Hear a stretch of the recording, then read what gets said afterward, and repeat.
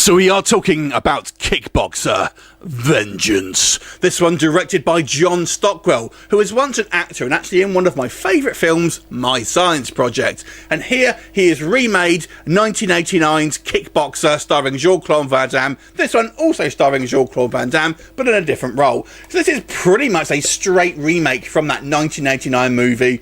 Pretty much follows the same storyline, has the same characters. It's more or less straight remake, but it's a weird film because it also feels like it should be in the 80s or 90s, and I'll come back to that in just a moment. But let's talk about the cast in this one, because it's got a pretty decent cast if you're a fight fan.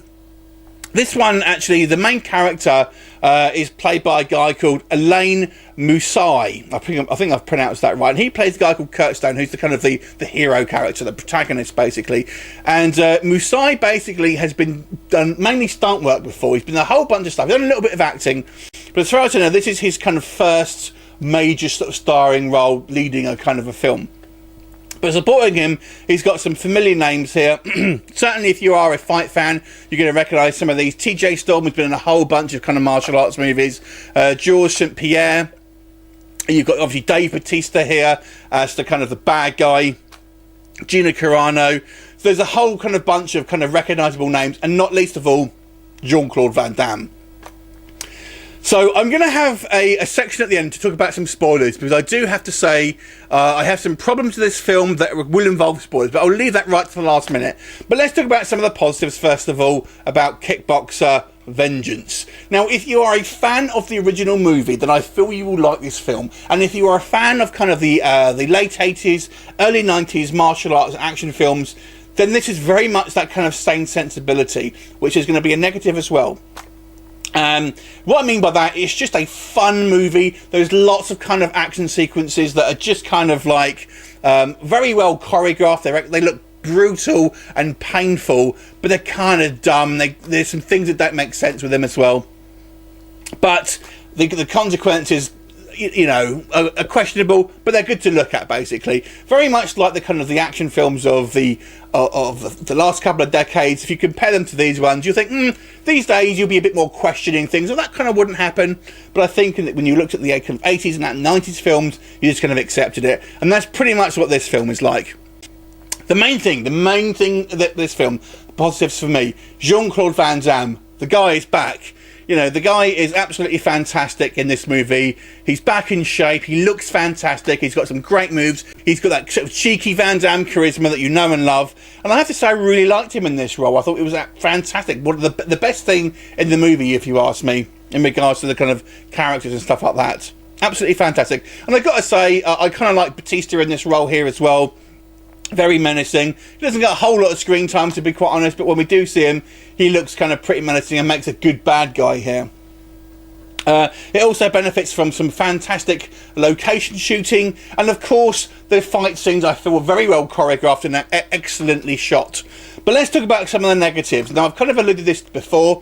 This film feels like it should have come out a couple of decades ago, because it's one of those films where if you were to question kind of things here, you're just going to unravel this film completely. There's so many things that are just dumb, don't make sense. It follows incredibly kind of tried and tested tropes that we've seen time and time before. I'll come on to it again in just a minute, so I'm going to have a spoiler section. I want to talk a little bit about Alain Moussai. I have mixed feelings about him, because I thought on the action side of stuff he was very good. Obviously a great stuntman. He comes from a stunt background mainly. And so in that part of it, I feel he's great, but I feel he is lacking in somewhat of charisma. Just comes across as a bit of a kind of generic good guy, if you like. I will say, if you like the TV show Supernatural, he kind of looks like Dean from that, I thought. So if you are although I thought he's not weak, but just a little bit kind of bland, if that makes sense. Some of the other negatives I would say, before we kind of go into the spoiler sections here, some of the characters are completely wasted. Gina Carano's character really is only there to kind of set up this deal at the beginning of the movie. Could have been played by anyone. She is completely wasted. She doesn't really have anything to do in the movie other than that. The real one, though, is Georges St-Pierre. You could literally take his character out and completely write him out of the movie, and it has no impact on the story whatsoever. Completely wasted. So there you go. So now we're going to go into some spoilers, because I feel this movie has a real problem with the end fight scene. So I'm going to be discussing the end fight scene in a little bit more detail. So spoiler warning if you don't know what happens, but there's also going to be a couple of other little bits of pieces I'm going to spoil as well. So last chance, we are starting spoilers from now.